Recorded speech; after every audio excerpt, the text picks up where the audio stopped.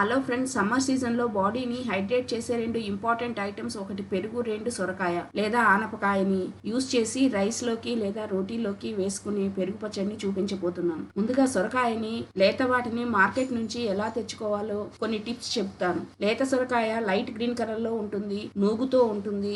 గోరుతో నొక్కి చూస్తే ఈజీగా దిగుతుంది. దిగలేదు అంటే అది ముదిరిన సొరకాయ అని తెలుస్తుంది.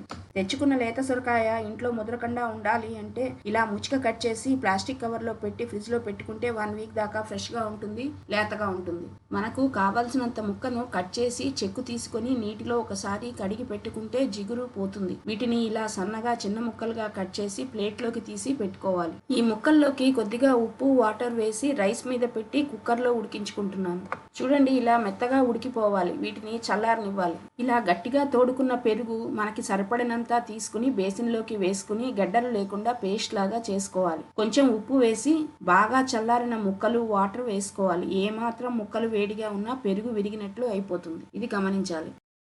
పోపు కోసం 2-3 స్పూన్ల ఆయిల్ని వేడి చేసుకుని మినపప్పు, జీలకర్ర, ఆవాలు, ఎండుమిర్చి, ఇంగువ బాగా వేగాక పచ్చిమిర్చి, కరివేపాకు వేసి కొద్దిగా పసుపు వేసి వేగాక పచ్చడిలో వేసి అంతా కలుపుకోవాలి. తరువాత ఫ్రెష్ కొత్తిమీర చల్లుకోవాలి. అంతేనండి, టేస్టీగా సింపుల్గా అయ్యే సొరకాయ పెరుగు పచ్చడి రెడీ అయినట్లే. ఈ పచ్చడిని రైస్లోకి ఊరమిరపకాయల కాంబినేషన్తో తిని చూడండి. ఎలా ఉందో కామెంట్ చేయండి. Thanks for watching.